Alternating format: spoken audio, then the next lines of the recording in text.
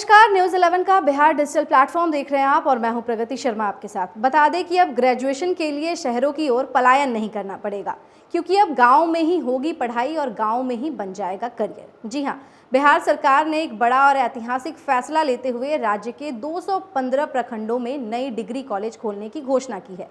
इस पहल के तहत इस सत्र में करीब 38,700 सीटों पर एडमिशन शुरू हो जाएगा। जो छात्र अब तक आर्थिक तंगी या किसी दूरी की वजह से पढ़ाई छोड़ देते थे, उनके लिए ये बेहद खास मौका है। ये सभी कॉलेज अपने अपने जिलों के विश्वविद्यालय से जुड़े होंगे, यानी छात्रों को अब अपने ही जिले के विश्वविद्यालय से डिग्री मिल जाएगी, लेकिन पढ़ाई गांव या नजदीकी प्रखंड में हो जाएगी। सबसे बड़ी राहत खासकर उन छात्राओं के लिए है जिन्हें अब सुरक्षा या दूरी के लिए पढ़ाई बीच में छोड़ना पड़ता था, लेकिन अब उनकी पढ़ाई पूरी हो जाएगी। वे घर के पास ही उच्च शिक्षा हासिल कर सकेंगी।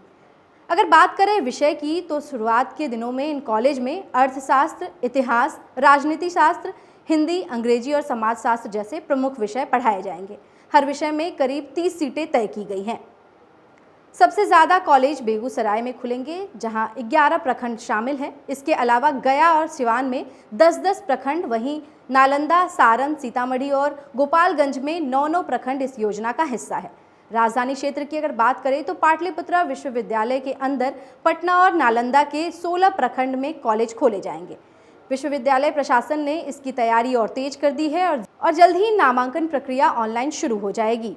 सबसे खास बात यह है कि हर कॉलेज में प्राचार्य की नियुक्ति की जाएगी और विषयवार गेस्ट टीचर भी रखे जाएंगे, ताकि पढ़ाई की गुणवत्ता बनी रहे। सरकार की योजना है कि जून तक सारी प्रक्रिया को पूरा कर लिया जाए और जुलाई से नई क्लासेस शुरू कर दी जाए। यानी अब 12वीं पास करने के बाद छात्र को गांव में ही रहकर ग्रेजुएशन की डिग्री मिल जाएगी और ग्रेजुएशन के लिए एक मजबूत विकल्प भी मिल जाएगा। अब सबसे बड़ा सवाल ये है कि क्या ये योजना सिर्फ घोषणा बनकर रह जाएगी या ज़मीन पर भी उतरेगी? क्या इन कॉलेज में गुणवत्ता वाली पढ़ाई मिल पाएगी? क्या ये कदम बिहार के शिक्षा सिस्टम को असली बदलाव में ला पाएगा? क्योंकि अगर ये योजना सही तरीके से लागू होती है तो सिर्फ शिक्षा नहीं बल्कि पूरे ग्रामीण विकास की तस्वीर बदल सकती है। फिलहाल इस अपडेट में इतना ही। देखते हैं ये पैच। फिलहाल इस अपडेट में इतना ही। तमाम और ऐसी अपडेट के लिए जुड़े रहें न्यूज़ 11 के डिजिटल प्लेटफॉर्म के साथ।